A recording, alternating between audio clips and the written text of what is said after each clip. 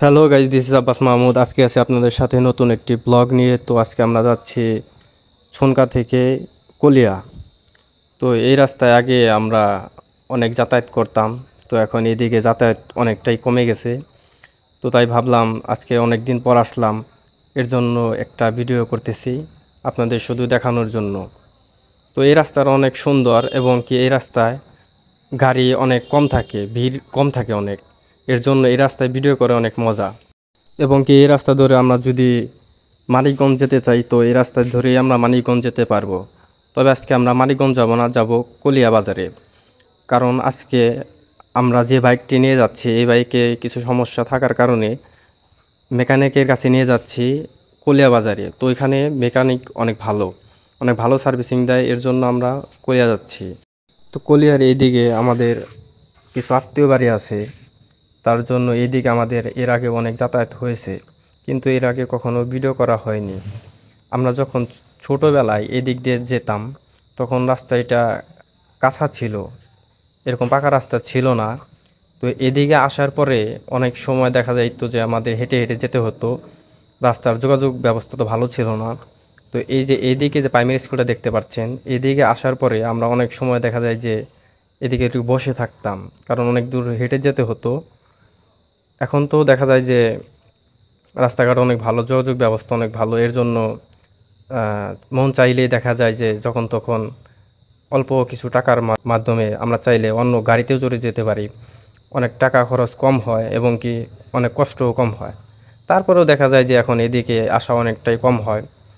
তো এই যে সামনে যে রাস্তাটা, এখান থেকে প্রায় 1 কিলোমিটারের মতো রাস্তাটা সোজা। আপনারা যদি ভিডিওটা পুরোপুরি দেখেন তাহলে বুঝতে পারবেন, এখান থেকে 1 কিলোমিটার রাস্তা পুরাটাই সোজা রাস্তা। তো এই রাস্তায় দেখা যায় যে অনেক সময় অনেক বাইকাররা অনেক রাফ রাইড করে থাকে। তো এখানে যখন আপনারা বাইক রাইড করবেন, তো একটু সেফলি চালানোর চেষ্টা করবেন, কারণ এদিকে ফাঁকা থাকার কারণে অনেক সময় দেখা যায় যে অনেক দুর্ঘটনাও ঘটে থাকে অতিরিক্ত রাফ রাইড করার কারণে। তাই সবাইকে বলছি, ফাঁকা রাস্তা পেলেই রাফ রাইড করবেন না, কারণ একটি দুর্ঘটনা সারা জীবনের কান্না। দেখা যায় যে আপনি একটি দুর্ঘটনার কবলে পড়ে আপনার অনেক বড় একটা ক্ষতি হয়ে গেল, এর জন্য আপনার এটাকে সারা জীবন সাফার করতে হবে। তো তাই সবাইকে সতর্ক করতেছি যেন সবাই স্বাভাবিকভাবে গাড়ি চালানোর চেষ্টা করবেন। কারণ আমি একটি রাফ রাইড করতে গিয়ে একটি দুর্ঘটনার সম্মুখীন হয়েছিলাম, এর কারণেই আপনাদেরকে সতর্ক করতেছি। যারা মানিকগঞ্জবাসী আছেন তারা অবশ্যই এই রাস্তাটাকে চিনে থাকবেন। এই রাস্তায় ঘোড়ার রেস হয়, অনেকেই ঘোড়ার রেস হয় ওই হিসাবে অনেকে এই রাস্তাটাকে চিনে থাকে। তো আমরা প্রায় কলিয়ার কাছাকাছি চলে আসছি। এখান থেকে এই ব্রিজটা পার হলেই কলিয়া অনেকটাই কাছে, এবং কি এই রাস্তাটাও অনেকটা সুন্দর, এবং কি জ্যাম তো কম থাকেই। প্লাস এই রাস্তায় আপনি যদি দেখেন, এই রাস্তায় অনেক টেসলা দেখতে পারবেন, গরিবের টেসলা যেটাকে বলে। কারণ এই গ্রাম অঞ্চলে এই টেসলা দিয়ে মানুষ সবসময় যাতায়াত করে থাকে, এবং কি ভ্যান। তো এই গাড়িগুলো থেকে সবসময় দূরে থাকার চেষ্টা করবেন, কারণ এই গাড়িগুলো যখন তখন আপনাকে দুর্ঘটনার সম্মুখীন করতে পারে। তো যাই হোক, আপনাদের সাথে গল্প করতে করতে আমরা চলে আসলাম কলিয়া। তো আর সামনে দুইটা মোড় আছে, এই দুইটা মোড় পাড়ি দিলে আমরা বাজারের ভিতরে ঢুকে যাব।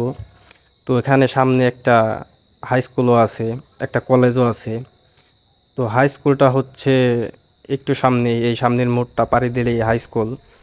তো এদিকে দেখা যায় যে অনেক বড় বড় প্রতিষ্ঠানগুলো আছে, যেমন চক্ষু হাসপাতাল, স্কুল, কলেজ, এবং কি অনেক বড় একটি বাজার এটি। মানিকগঞ্জের প্রায় সকল মানুষই চিনে থাকবেন। তো এটাই হচ্ছে সেই স্কুল, এবং কি সামনের মোড় পাড়ি দিলে আমরা বাজারের দিকে ঢুকে যাব। তো আমার হাতের ডান দিকে যে বিল্ডিংটি দেখতে পাচ্ছেন, এখানে হচ্ছে একটি বড় চক্ষু হাসপাতাল আছে। তো কারো যদি সমস্যা থাকে তো তারা আসতে পারেন। তো দেখতে দেখতে আমরা চলে আসলাম, বাজারের ভিতরে ঢুকে যাচ্ছি। তো আপনারা সবাই ভালো থাকবেন, ভিডিওটি যদি ভালো লাগে সাবস্ক্রাইব করে পাশে থাকবেন। ধন্যবাদ।